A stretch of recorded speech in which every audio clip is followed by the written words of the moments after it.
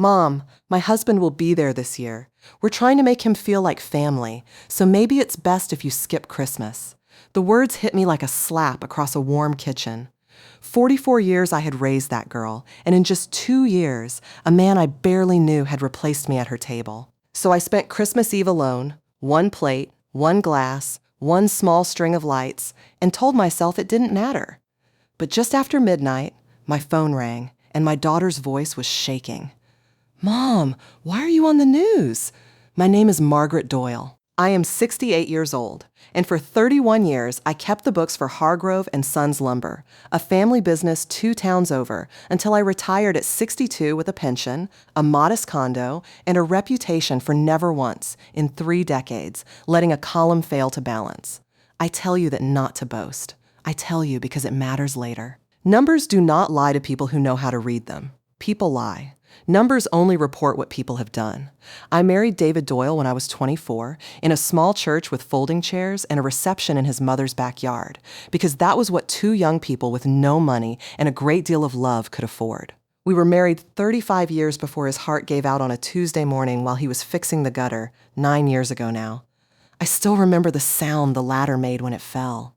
Some sounds you carry your whole life. Our daughter, Christine, was born when I was 24, and I raised her the way my own mother raised me, with patience, with discipline, and with the quiet understanding that love is not something you say. It is something you do every day in small and unglamorous ways until the person you love no longer questions whether it is there. Christine married young, at 24, to a man named Tom Marsh, and they gave me 2 grandchildren I would walk through fire for. Emma, who is 16 now and writes poetry she thinks I don't know about, and Jack, who is 13 and has never met a video game he couldn't explain to me in exhausting detail. Their marriage lasted 14 years before it came apart, quietly, and then all at once, the way these things do. I did not ask for details. I only asked what she needed.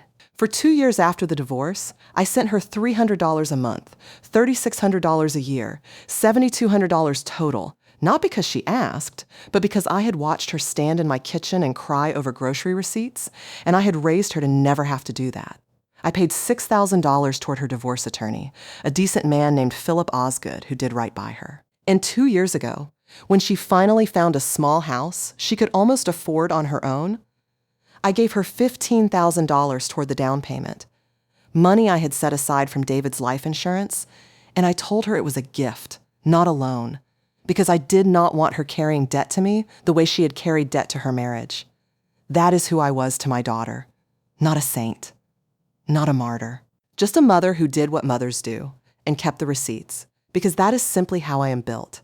I should tell you where that particular habit came from, because it explains more about me than my age or my address ever could. My own father lost the family's small hardware store when I was 12 years old. Not to bad luck, but to a business partner who quietly moved money out of the accounts for 2 years before anyone noticed. A man my father had known since boyhood and trusted the way you trust your own hand. I watched my mother go from a woman who hummed while she cooked to a woman who counted coins at the kitchen table late into the night, and I promised myself, in the particular fierce way a 12-year-old promises things, that I would never again let someone I loved be the reason I couldn't see clearly. When David and I married, he used to tease me for balancing our checkbook to the penny on the 1st of every month, sitting at the table with my reading glasses and a cup of tea gone cold, but he never once made me feel foolish for it. "You keep the numbers straight," he'd say, kissing the top of my head on his way to the garage, "and I'll keep everything else running." We built a whole marriage on that division of labor, and a good deal of trust besides, and I think it is why, all these years later, when something in my own family's numbers stopped adding up, some old and steady part of me simply stood up and went looking for the truth, the way I'd been trained to since I was a girl watching my mother count coins at midnight. At Hargrove and Sons, in my later years there, I took it upon myself to train the younger clerks who came through the office, 3 of them over the decades, and I taught every one of them the same first lesson, the one my old supervisor had taught me. Never approve a number you haven't traced back to its source with your own eyes. Trust the receipt, not the person holding it out to you. I had no idea, when I retired at 62 with a small pension and a card signed by 40 coworkers, that I would ever need that lesson again outside of an office. I have since learned that some lessons simply wait, patiently, for the moment you need them most.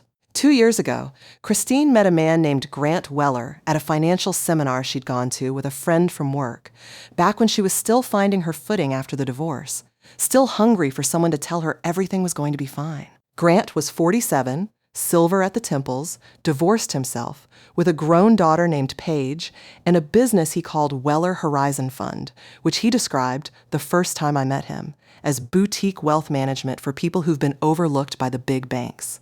He had a firm handshake and a firmer opinion of himself. They married 8 months ago, in a courthouse ceremony Christine described as simple and meaningful, and I stood beside her in a blue dress I bought for the occasion and smiled until my face ached, because that is what mothers do at their daughters' weddings, even the ones that make their stomachs turn quietly, privately, in a place they don't yet have words for. I want to be clear about something, because it matters to how this story unfolds. I did not dislike Grant because he wasn't Tom. I did not dislike him out of some small, jealous, mother-in-law instinct that so many people assume is the only reason an older woman ever distrusts the man her daughter loves. I disliked him because I had spent 31 years reading numbers for a living, and something about the way Grant Weller talked about money did not add up. Not right away, not obviously. But it itched at me, the way a column that's off by $4.11 itches at a bookkeeper long after everyone else has stopped caring. It started small, the way these things always do. In the first months after the wedding, Christine's calls to me went from every Sunday evening, an hour at least, to every other Sunday, then every third, then a quick 10 minutes squeezed in before Grant gets home. She used to tell me everything. What Emma said in school, what Jack built out of Legos, what she was reading. Now, the calls were surface smooth, careful, like she was reading from a script someone else had written and she was worried about getting caught improvising. At Thanksgiving, I noticed Grant checking his phone 11 times during dinner. I counted, because counting is what I do when I'm uncomfortable and don't yet know why. He steered every conversation, gently but firmly, back toward money. Asking my son-in-law's cousin about his mortgage rate, asking Christine's coworker what she had sitting in that 401k, doing nothing. And then, when there was a lull, turning to me with a smile that didn't reach his eyes and saying, "Margaret, that condo of yours? You own it outright, don't you? Seems like a shame to have all that equity just sitting there doing nothing when it could be working for you." I told him I was comfortable. He said, "Comfortable isn't the same as smart." And Christine laughed, a small, nervous laugh, and did not look at me. I noticed, too, that Grant had a way of finishing Christine's sentences, of correcting small details in her stories in front of other people, of saying what she means is before she'd even finished saying what she meant. I noticed that Christine had stopped mentioning her father. David used to come up constantly in her conversation. David would have loved this. David used to say that. And now, 7 months into her marriage, it was as though she'd quietly filed him away somewhere Grant didn't have to hear about. There was an evening in early December, a Tuesday, when Christine called me at 8:30, breathless, and asked if I could come by the following morning to help her look over some paperwork Grant wanted her to sign. Something about consolidating her small savings account into a joint fund for efficiency was how she put it, reading the phrase carefully, the way you read a word you don't fully understand. I said, of course, and I asked her to leave the papers out on the counter where I could look at them properly. When I arrived the next morning, the papers were gone. Christine told me, not quite meeting my eyes, that Grant had said not to bother me with it, that he'd already handled it, that it was all taken care of. I asked, as lightly as I could manage, taken care of how, and she said she wasn't entirely sure, but that he'd assured her it was fine, and could we please just have coffee and talk about something else? I let it go that morning. I did not let it go inside myself. Then there was the Sunday in the second week of December when I stopped by unannounced, something I almost never do, because I'd made an extra pan of the lasagna Jack loves and wanted to drop it off warm. I let myself in through the side door, the way I'd done for years, and I heard Grant's voice from the den before I rounded the corner, low and clipped, on the phone with someone. "I told you, the 15th is the deadline. I don't care what Cheryl in compliance says, tell her to sit on it." A pause. "No, don't loop in Weller Horizon's actual filing address. Just use the P.O. box. It's cleaner." I stood in that hallway with a warm pan of lasagna in my oven mitts, and something in my stomach turned over, slow and cold, though I could not yet have told you why. When he came around the corner and saw me, his whole face rearranged itself into warmth so quickly it was almost impressive to watch. "Margaret! I didn't hear you come in!" I smiled and said I just wanted to drop off dinner, and I left 10 minutes later without mentioning a word of what I'd heard, because I had, by then, already begun to understand that whatever this was, it would not be solved by mentioning things. None of this, on its own, was proof of anything. A mother can talk herself into suspicion over far less, and I want you to understand that I did not act rashly. I did not confront my daughter over a look, or a comment, or a phone checked 11 times at a dinner table. I am not that kind of woman, and this is not that kind of story. But I had spent 3 decades learning that patterns matter more than moments. And by the second week of December, when Christine called to tell me, gently, apologetically, that it would be best if I didn't come for Christmas. "Mom, my husband will be there. We're trying to make him feel like family." I understood that I was looking at a pattern, not a moment. I sat with that phone in my hand for a long time after she hung up. I did not cry, though I want to be honest with you and tell you that I wanted to. I thought instead about David, about the way he used to say, when something in the books didn't sit right with him, "Margaret, don't argue with a liar. Get the receipts." He wasn't a bookkeeper. He was a man who fixed transmissions for a living. But he understood something true about the world, which is that confrontation without evidence is just noise, and noise is easy for people to dismiss. Evidence is not. So instead of calling my daughter back to argue or crying to a friend about how unfair it all was, I made a decision, quietly, in my own kitchen, with my own 2 hands wrapped around a cooling cup of tea. I decided I was not going to fight for a seat at that Christmas table. I was going to find out exactly what Grant Weller was and why he needed my daughter's mother out of the room to be it. I did not do this alone, and I want to tell you about the one person who made it possible, because without her, I don't know that I would have had the courage to see it through. Her name is Hattie Kowalski, and she has been my closest friend since we were 22 years old, working the front desk together at a law office in town before I went on to Hargrove & Sons, and she stayed, working her way up to senior paralegal over 38 years before she retired. Hattie is loud where I am quiet, blunt where I am careful, and she has never once in 46 years of friendship let me talk myself out of something true because it was uncomfortable to look at directly. I went to her kitchen on the second Tuesday of December, and I laid it all out. The 11 phone checks, the equity comment, the way Christine had gone quiet about her father, the fact that I had, very casually, asked Grant for a brochure on the Weller Horizon Fund a few weeks earlier, and he had handed me something so thin on detail it might as well have been a napkin. Hattie listened without interrupting, which for Hattie is its own kind of miracle. And when I finished, she got up, poured us both a second cup of coffee, and said, "Margaret, I sat behind attorneys for 38 years, and I am going to tell you exactly what this smells like." "Tell me," I said. "It smells like affinity fraud," she said. "You know what that is?" I did not, and I told her so. "It's when a con man doesn't go looking for strangers," Hattie said. "Strangers are suspicious. Strangers ask questions. He goes looking for family. He marries into it, or he charms his way into a church group or a bridge club, and then he's not a stranger asking you to hand over your savings. He's practically your own blood asking. And the beautiful thing, from his side, is that everybody around you defends him for him. Your own daughter will defend him to you before she'll believe you over him, because she loves him, and she does not want to believe she married a thief." I sat with that for a moment, feeling something cold settle in my chest, because it explained so precisely what I had been watching happen to my daughter for the better part of a year. "That thin little brochure," Hattie said. "You still have it?" I did. "Bring it to me," she said.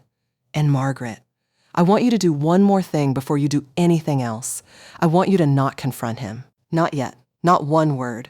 You confront a man like this before you have anything real, and all you do is teach him to hide better, and you hand your daughter a reason to believe you're the problem instead of him." I asked her how she knew all this so precisely, and she was quiet for a moment, which for Hattie is rare enough that I noticed it. "My younger brother, Walter," she said finally, "back in the 80s. A man he played poker with every Thursday for 6 years talked him into a commodities scheme, gold futures, something like that. Walter put in $11,000, everything he and his wife had saved toward a down payment. The man was at Walter's own wedding, Margaret, stood up and gave a toast. By the time anybody figured out what was happening, he'd done the same thing to 4 other families in that poker group, and he was 3 states away with all of it. I watched what that did to my brother, not just the money he eventually recovered a little of. It was the fact that he'd sat across a card table from that man every week for 6 years and never once seen him clearly. That's the part that doesn't heal as fast as people think it will. She looked at me over her coffee cup. So no, Margaret, I am not going to sit here and watch it happen to your daughter's husband while you wring your hands about being polite.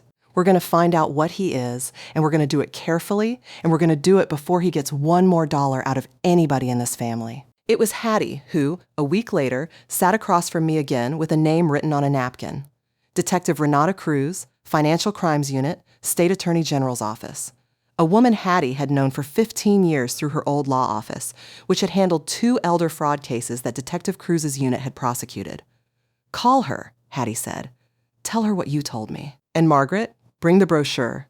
I met Detective Cruz on a gray Thursday afternoon in a small office that smelled like burnt coffee.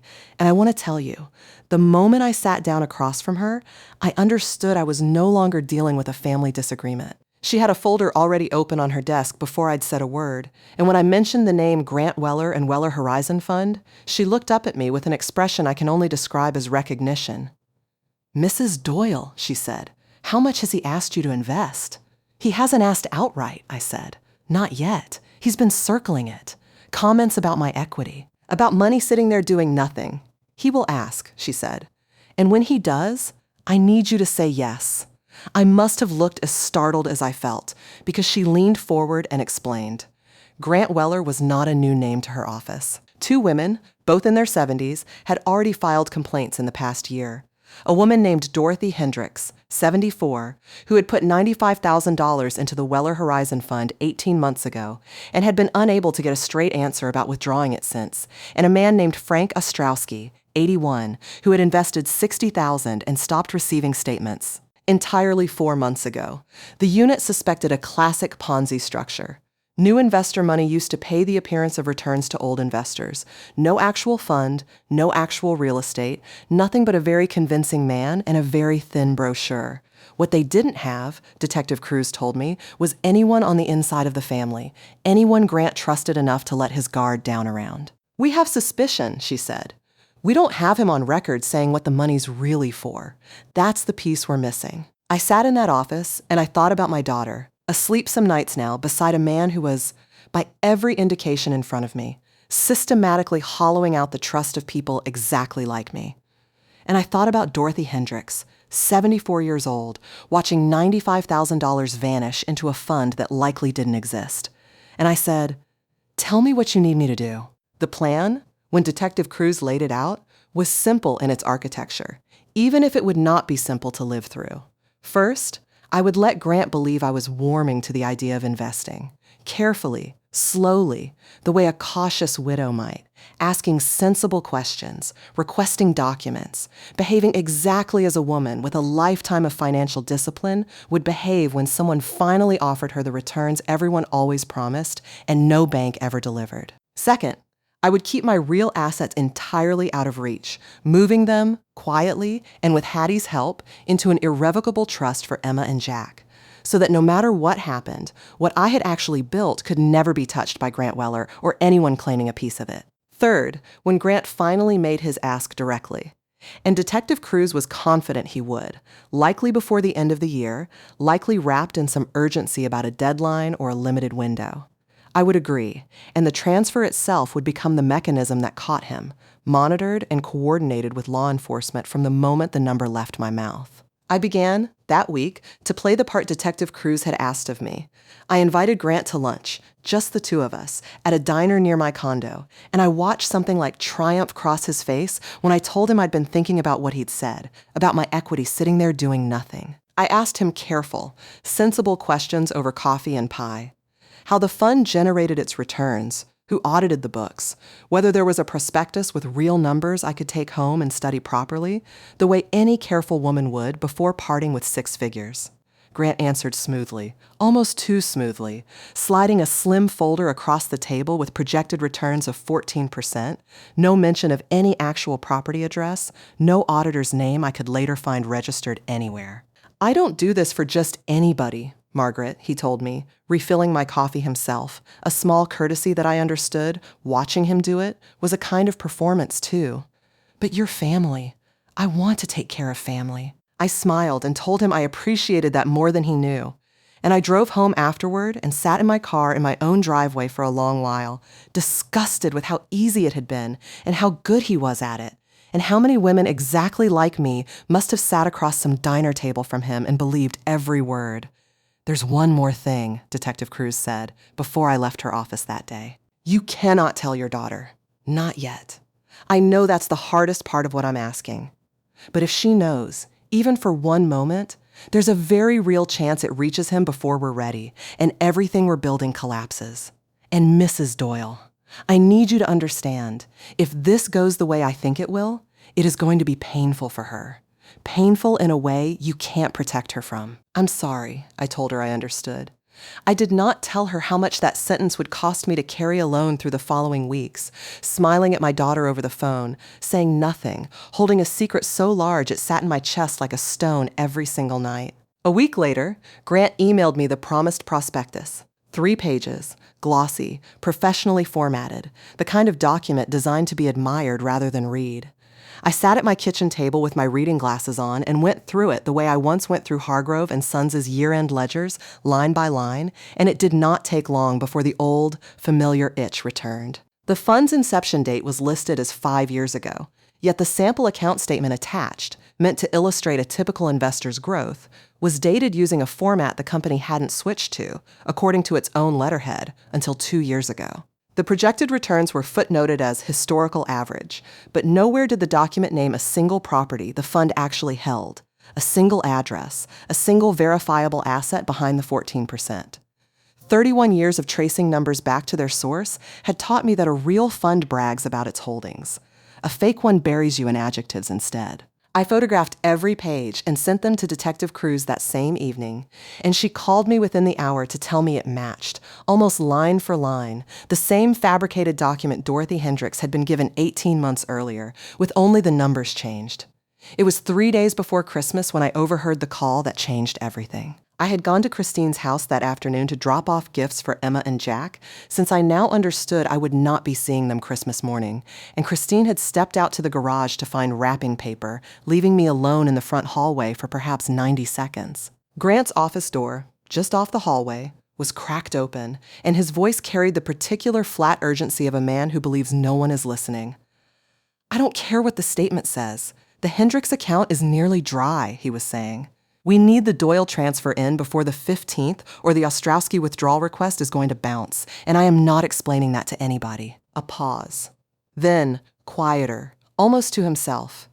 "It's fine. It's fine. It turns around in the spring. It always turns around. I just need this one to close." I stood very still in that hallway, my daughter's Christmas wrapping paper still folded under my arm, and I understood, with a clarity that felt almost physical, that the Doyle transfer was me. That I was not a woman being courted for a wise investment. I was a line item Grant Weller needed to keep his entire structure from collapsing before the new year, the same way Dorothy Hendricks and Frank Ostrowski had been line items before me, propping up a fiction that had nothing behind it but his own increasingly desperate belief that he could outrun it if he just kept moving fast enough. What struck me most, and what I still think about, was that he didn't sound like a monster in that moment. He sounded like a man drowning quietly in his own lie, still telling himself it would turn around in the spring. It is a strange and terrible thing to overhear someone's private delusion. It makes them almost human, right up until you remember what that delusion is going to cost the people who trust him. I said nothing. I smiled at Christine when she came back with the wrapping paper. I drove home with my hands so tight on the steering wheel that my knuckles ached, and I did not cry until I was in my own driveway, alone, engine off, both hands finally still. I want to pause here, just for a moment, because I know what it's like to sit with a story right at the edge of something and not know yet how it turns out. If you've stayed with me this far, I'd love for you to stay with me for what's coming, because I promise you, it is worth it. Subscribe if you haven't, so you're here for the rest of this with me. And if this is already sitting with you the way it's sitting with me, go ahead and like it too. Now, let me tell you what I did next. I called Detective Cruz the following morning, and I told her exactly what I'd heard, word for word, the way 31 years of bookkeeping had trained me to remember precisely what was said and in what order. She was quiet for a moment, and then she said, "Mrs. Doyle, that's the corroboration we needed. He just told you, in his own words, that he's using new deposits to cover old withdrawals. That's the whole scheme in one sentence." She asked if I was still willing to go forward with the transfer meeting, now scheduled, at Grant's suggestion, for the evening of the 24th. Christmas Eve. Because he'd told Christine, year-end close, easiest time for me to get Margaret's paperwork finalized before the holiday. I understood, then, with a small, sharp clarity, why my daughter had needed me gone from her table that night. It was never really about making Grant feel like family. It was about making sure I was somewhere else entirely while he closed the deal that would keep his entire fiction alive through the new year. I told Detective Cruz yes. In the days before Christmas Eve, Hattie and I sat at her kitchen table with a lawyer she trusted, a careful, soft-spoken man named Arthur Feinbaum, and we moved everything, every real dollar I had, $180,000 built from David's life insurance and the sale of the house we'd raised Christine in, into an irrevocable trust for Emma and Jack, structured so that not 1 cent of it could ever be reached, borrowed against, or claimed by anyone outside those 2 children, not by Grant, not even, should it ever come to it, by me. I signed the last document 2 days before Christmas, and Arthur slid it into a folder and said, "Mrs. Doyle, whatever happens on the 24th, this money is safe. Nobody can touch it. Not tonight. Not ever." I sat in that office and felt, for the first time in weeks, something like solid ground under my feet. 2 days before Christmas, at Detective Cruz's suggestion, I met Dorothy Hendricks in person, in the corner booth of a small bakery neither of us had been to before, chosen precisely because no one who knew either of us was likely to walk in. She was 74, silver-haired, dressed neatly in a wool coat that had clearly been mended more than once, and she held her coffee cup in both hands the entire time we spoke, the way you hold something to keep it from shaking. She told me she had met Grant through her late husband's church group, that he had sat with her at her husband's funeral luncheon and told her, gently, that he could make sure she never had to worry about money again. "I believed him because he cried at the funeral," she told me, and there was no self-pity in the way she said it, only a plain, exhausted honesty. I thought, a man who cries for a stranger's husband, that's a man with a good heart. I told her about Christine, about the 11 phone checks, about the equity comment, and she nodded slowly and said, "They always find the door in, don't they?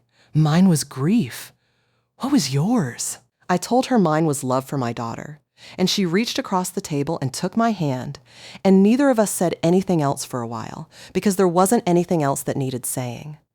I left that bakery more certain than I had been in weeks that whatever it cost me, I was going to see this through to the end. The meeting itself, on Christmas Eve, took place in Grant's small rented office above a dry cleaner's at 6 in the evening, while Christine believed I was home alone by my own choice, and Grant believed he was 30 minutes from closing the largest single deposit of his fictional fund's short, desperate life.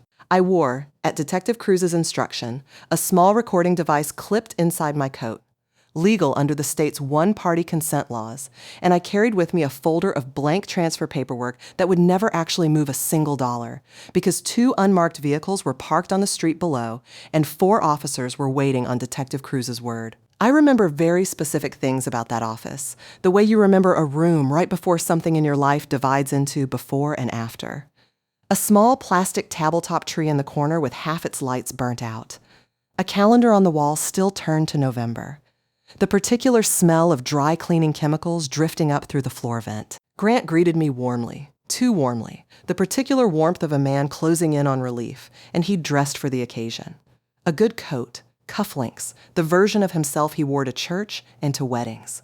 He walked me through the paperwork, and I asked him, calmly, the questions I had been saving for weeks. Where exactly the fund held its real estate, what firm handled the audits, why Dorothy Hendricks, a name I let slip as though I'd heard it at church, hadn't received a statement in months. I watched something flicker behind his eyes, a small crack in the performance, quickly papered over with a laugh that didn't quite land, and he said, "Margaret, I think you're overthinking a very simple, very smart decision." And I said, "Grant, I think you're underestimating exactly who you're sitting across from." "I've built this from nothing," he said. And for just a moment, there was real feeling in it, the closest thing to honesty I ever heard from him. Do you know how hard that is?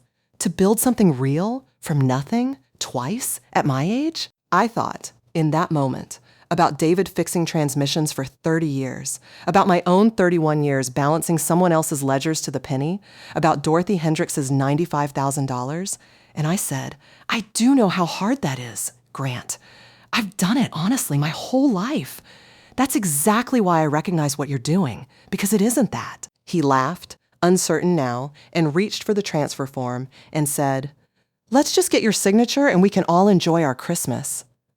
"I'm not signing anything," I said, "until you tell me the truth about where Dorothy Hendricks's $95,000 actually went." The room went very still. And in that stillness, the office door opened, and Detective Cruz walked in with 2 officers behind her. And I watched Grant Weller's face move through every stage of a man realizing, all at once, that the floor he'd been standing on for 4 years had never actually been there. "Grant Weller," Detective Cruz said, "you're under arrest for securities, fraud, and grand theft by embezzlement." He looked at me as they read him his rights, disbelief curdling into something uglier, and he said, "You knew. This whole time, you knew." And I said, "No, Grant. I found out. There's a difference, and it's the difference between someone who got lucky and someone who did the work." He said, "You were never what I thought you were," his voice shaking now, and I looked at him and said, "No. I was always exactly this. You just weren't paying attention." They led him out through the office, past the dry cleaners, into a cold, clear night. And I stood there in my coat with a recording device against my ribs, and I did not feel triumphant. I felt mostly tired and sad, and very sure I had done the only thing left to do. A local news crew, tipped by a police scanner the way these things happen, was already outside by the time the second unit arrived, and a young reporter with a microphone asked me, gently, if I would say anything about what had happened. I don't fully remember what I told her. Something about how I hoped other families would look twice at anyone who needed them to stop asking questions. It ran on the 11 o'clock broadcast. A 60-second segment, "Local Widow's Tip Helps Crack Elder Investment Fraud Scheme." My name under a still photograph they'd pulled from somewhere, Grant's mugshot beside it. I was home by then, sitting in my quiet kitchen with a string of lights still lit on my one small tree when my phone rang at 12 minutes past midnight. "Mom," Christine said, and her voice was not the careful, script-read voice I'd grown used to over the past year. It was cracked wide open, shaking in a way I hadn't heard since she was 19 years old, and calling to tell me her car had broken down on the interstate at night. "Mom, why are you on the news?" I want to tell you honestly that I had rehearsed almost nothing for this moment, because I did not know, until I heard her voice, whether I would find the words steady or not. But they came. In the end, the way true things usually do when you've been carrying them long enough. "Sit down, sweetheart," I said. "I have a lot to tell you, and none of it is going to be easy, but all of it is true." I told her everything from the beginning. The 11 phone checks at Thanksgiving, the comment about my equity, Hattie's kitchen table, and the words affinity fraud, Detective Cruz's office, and the folder that was already open before I sat down. Dorothy Hendricks and Frank Ostrowski, the hallway outside Grant's office door 3 days before Christmas, the trust Arthur Feinbaum had built to protect what was left of her father's life insurance for her own children.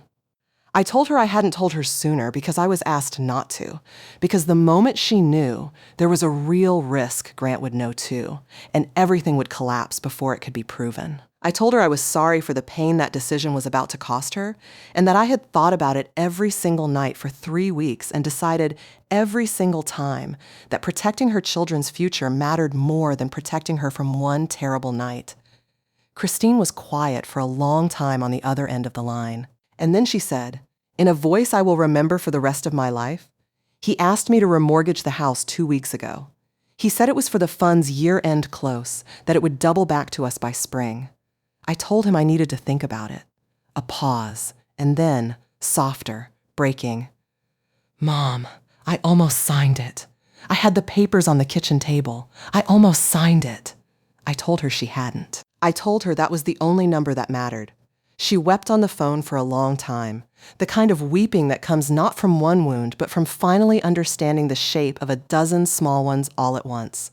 Every canceled Sunday call, every dinner where Grant finished her sentences, every quiet way she'd let her own mother be edged out of a family she had built. I let him make you feel like you weren't welcome at my own table, she said. I let him tell me that was making him feel like family, and the whole time he was. She couldn't finish it. She didn't need to. Emma called me the next morning, 16 years old, and already, I think, understanding more than either of us gave her credit for. Grandma, she said, I always thought it was weird how he talked about your condo like it was a math problem.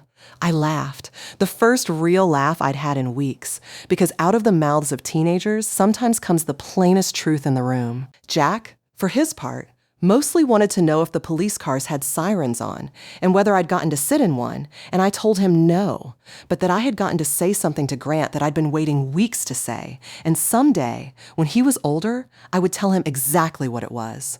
Not everyone in that family. I should tell you, responded the way Christine did. Grant's daughter, Paige, 23 years old and fiercely loyal to a father who had, by every account I could gather, been a genuinely present and loving parent to her, even as he was quietly ruining strangers, called me 4 days after Christmas, and there was no softness in her voice at all. You set my father up, she said. You went in there with a wire and a police escort, and you destroyed his life over a misunderstanding with some paperwork. I told her, as gently as I knew how, that $95,000 belonging to a 74-year-old woman named Dorothy Hendricks was not a misunderstanding, and that I had not made her father do anything he had not already done to 4 other families before he ever met me. Paige told me I would never see her or speak to her again, and as far as I know today, that remains true. I think about her sometimes, and I feel for her, genuinely, because grief for a parent who turns out to be someone other than who you believed is its own particular kind of hard, and I do not think less of her for needing someone to blame who isn't him. I only hope, someday, she finds her way to the truth on her own terms, in her own time. The weeks that followed were not simple. Grant Weller was charged with securities, fraud, and grand theft by embezzlement, and the investigation, once it had my recorded conversation and my sworn statement to work from, moved quickly enough that by February, prosecutors had identified 7 victims total, with losses exceeding $600,000 across nearly 4 years of operation. Dorothy Hendricks, I'm glad to tell you, recovered a portion of her $95,000 through the restitution process, though not all of it, because that is rarely how these things go. I called her once, in January, simply to tell her I was sorry it had taken so long for anyone to listen, and she cried on the phone and told me nobody had ever apologized to her for any of it before, not even the bank that had processed the wires without asking a single question. Frank Ostrowski, the 81-year-old widower whose withdrawal had nearly bounced the week before Christmas, recovered less of his $60,000 than Dorothy did, because so much of it had already been spent covering other investors' fictional returns. But he told Detective Cruz, in a statement I was later shown, that what mattered most to him wasn't the money returning. It was simply being believed, finally, by someone with a badge and the authority to do something about it. I think about that sentence more than almost anything else that came out of those months. So many of us, at a certain age, stop expecting to be believed at all and simply learn to carry things quietly instead. I did not want to be one more woman who carried it quietly and called that peace. Christine filed for an annulment in February on grounds of fraud, and it was granted by April. She sold the house, the one she'd nearly remortgaged, and moved, with Emma and Jack, into a smaller place closer to me. Close enough that Jack now rides his bike to my condo most Saturdays to tell me, in exhausting detail, about whatever he's building. Emma showed me, this spring, one of the poems she thought I didn't know she wrote. It was about her grandmother's kitchen table, and I will not embarrass either of us by telling you what it said, except that I have it, still, folded in my recipe box, in the place where I used to keep David's last grocery list. Hattie, for her part, has not let me forget any of it, in the way only a 46-year friendship allows. She brought a bottle of sparkling cider to my condo the week after Christmas, poured us both a glass, and said, "Margaret Doyle, I have known you since we were 22 years old answering phones for $11 an hour, and I have never once been prouder to be your friend than the day you walked out of that office on your own 2 feet, having done the one thing everybody underestimated you for even being able to consider. I told her I couldn't have done any of it without her kitchen table and her bluntness, and she said, "No, you couldn't have. But you did the hard part. I just poured the coffee." We have said very little else about it since, the way old friends do when a thing has been fully understood between them and doesn't need repeating. Christine and I spent New Year's together this year, just the two of us and the children, at my small kitchen table with the string of lights still up because neither of us had the heart to take them down. She asked me, at one point, staring into her coffee, how I had managed to carry all of it alone for 3 weeks. The secret, the fear, the Christmas Eve I'd spent by myself while she sat at a table with the man who was, at that very hour, trying to close the deal that would have taken everything I had left of her father. I told her the truth. I told her that I had spent 31 years learning that a column that doesn't balance will not fix itself just because you're afraid to look at it closely, and that somewhere along the way, I had decided I would rather sit alone with a hard truth than sit surrounded by people and a comfortable lie. I told her David used to say the same thing, in his own plain way, standing over an engine that wouldn't turn over. Don't argue with a liar. Get the receipts. I had simply, finally, gotten the receipts. I am 68 years old, and I have buried a husband, and I have watched my daughter marry a thief without either of us knowing what he was, and I have sat alone on a Christmas Eve I did not choose, in a kitchen with 1 plate and 1 glass, and none of that broke me, because I have come to understand something in these last 9 years that I wish I had understood sooner. Quiet is not the same as weak. A woman who waits, who watches, who keeps her own receipts, even when no one is asking her to, is not a woman without power. She is a woman choosing her moment. And when that moment finally comes, she does not need to raise her voice, because the truth, laid out plainly, in her own steady hands, has never once needed to shout to be heard. If this story stayed with you, I would love to hear from you in the comments. Tell me, what would you have done in my place? And from where in the world are you listening? Don't forget to like and subscribe, please. There is so much more waiting for you. With love and respect. Until next time.